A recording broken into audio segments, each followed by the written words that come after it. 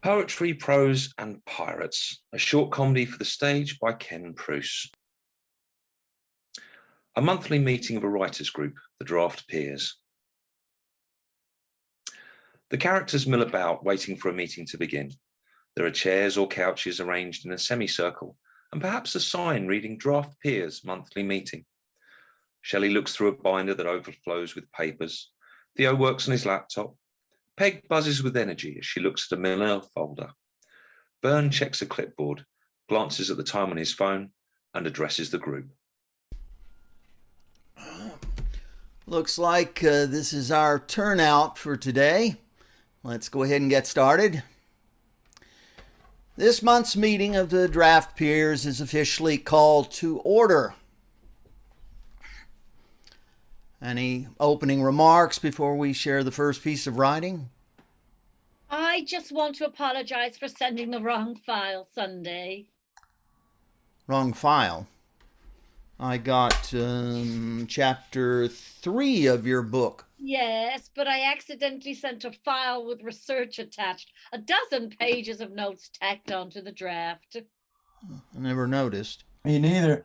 I just stopped at the end of the chapter. Great. Didn't want to confuse anyone. I made some exciting discoveries this month, though.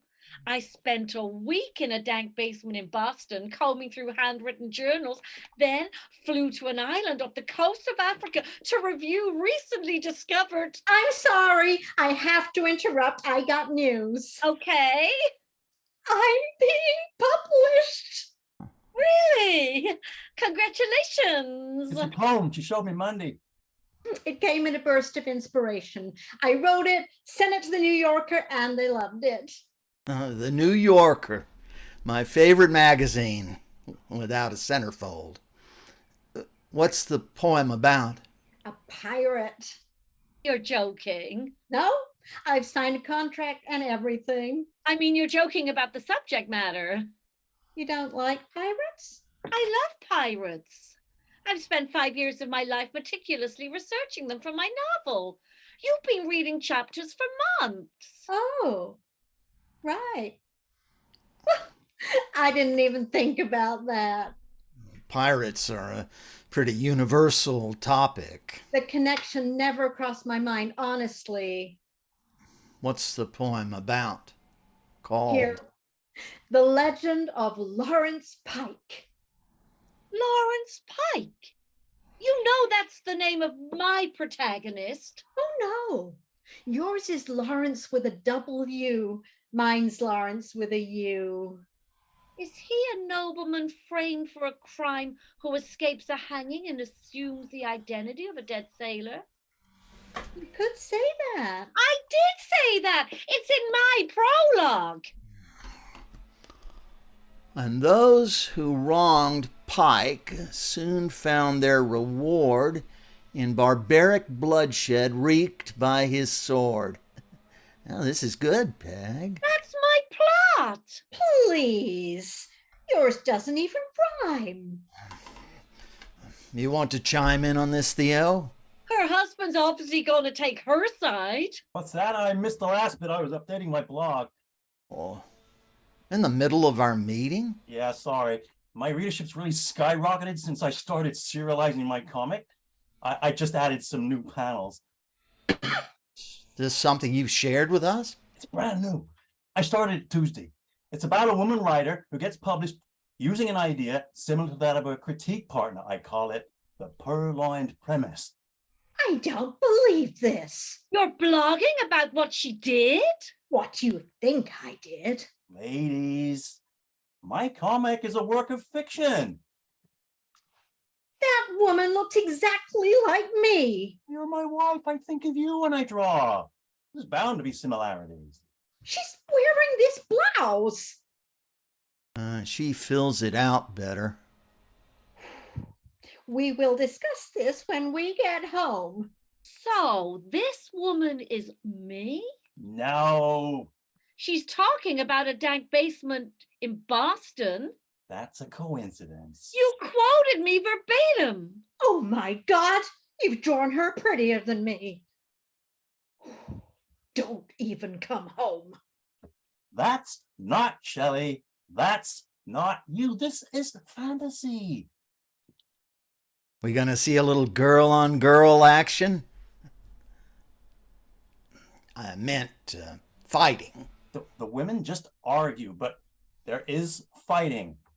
See, there's a pirate. Of course there's a pirate. That proves it's a fantasy. I call him Laurie Pike. The women write about his violent acts of vengeance. I use flashbacks to draw ironic symmetry between the past and present. Here he is on his ship, the Ardrostia. You stole that from me.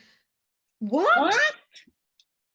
The Ardrostia. It's in my notes.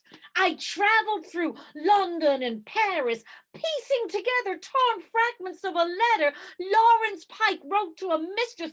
I found the name Ardrostia scribbled in the margin of the postscript, written in a secret code that took nearly 2 years to decipher. Well, I used it to create a couplet. The torches on the Ardrostia burned and blistered like gonorrhea. Ardrostia is the daughter of Ares and Aphrodite. Pike chose the name because she's the goddess of retribution. I researched this. How do you know I didn't research? Because pirate ships do not use torches. And gonorrhea does not cause blisters. I Googled it. Holy crap. What? I got a text from my agent. Netflix optioned my spec script. They've ordered a plot and wants treatments for a full 13 episodes. When did you write a television script?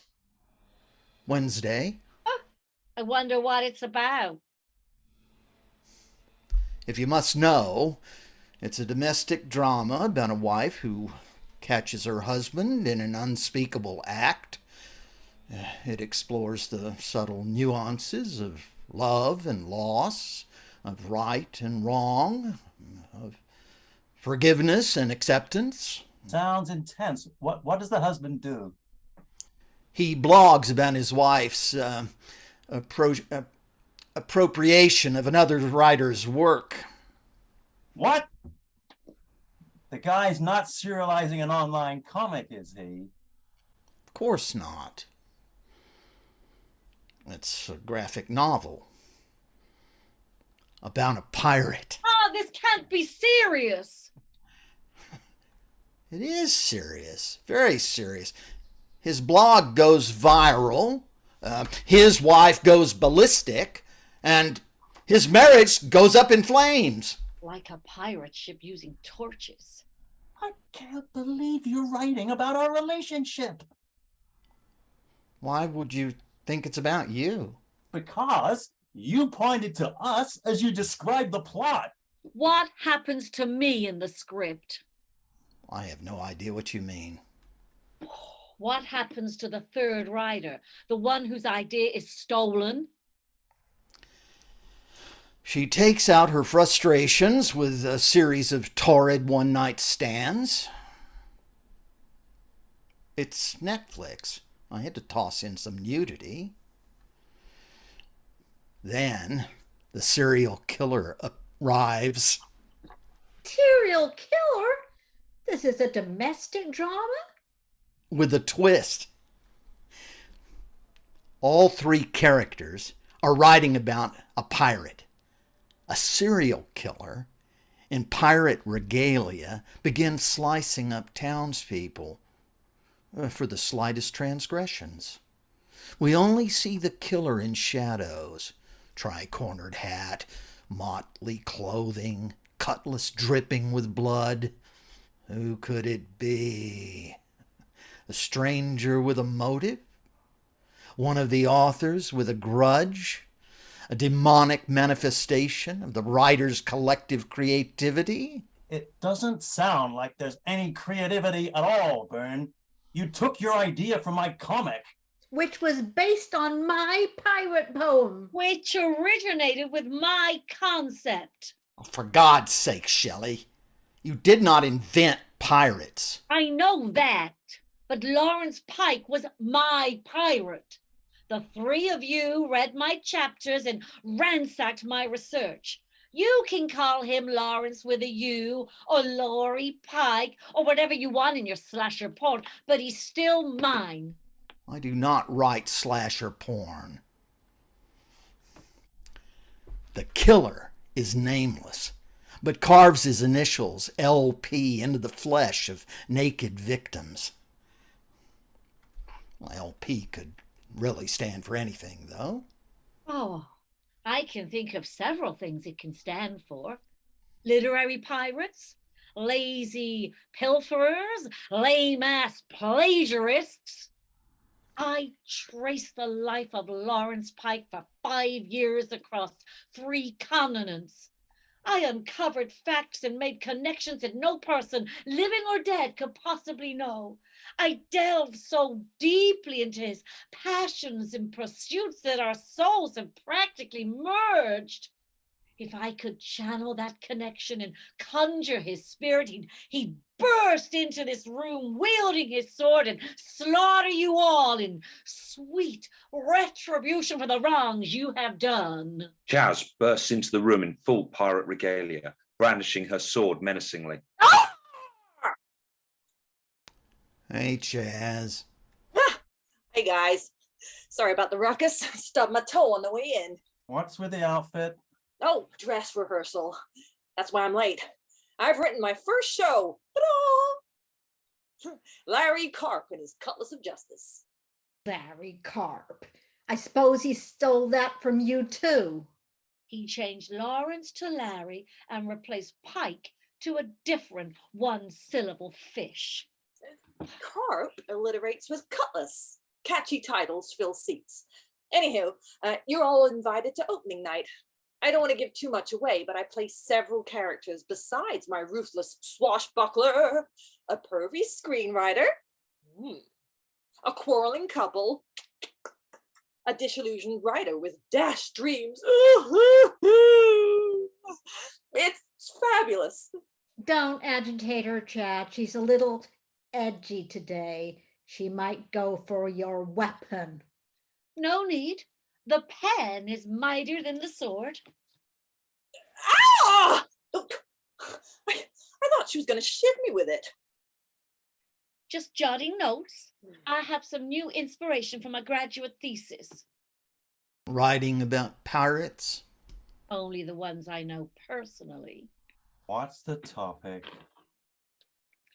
The paradoxical concept of originality and tenuous nature of intellectual property in the field of literary pursuits. How funny. I just pitched the same thing to Writer's Digest. The same concept. The same title. Although I used an ampersand instead of the and. I've always said brevity is the soul of wit. Put this in your comic and you'll have to draw me filing for divorce. This isn't the comic I'm preparing my podcast. The idea you two had about the lack of new ideas is the same idea that I had. I've been secretly recording audio all meeting. Audio? How quaint. I have hidden cameras all over the room to film the premiere episode of my soon-to-be syndicated investigative television news special, To Catch a Pirater. Well, I'm a thespian. Dissecting the dearth of originality among marginally talented and questionably ethical writers would not work on the stage. I could see it as a feature film, though. A quirky Christopher Guest star mockumentary infused with backstabbing thieves from a Tarantino film. It's Best in Show meets Reservoir Dogs. That's it. I'm out of here. Take the pirates and the thesis. Take my whole freaking notebook. There's nothing new in there anyway. Steal all you want, recycle each other's ideas, mash things together and convince yourself you're creating original works of art. I'm going home to cleanse my palate, to write something simple and stupid, requiring no thought or research. Something about a vampire, cyborg, a Sasquatch, princess. That ought to make a hell of a short story. Shelley smiles at her idea and exits triumphantly. I see it as a pop-up book. A video game. A mini-series. A musical.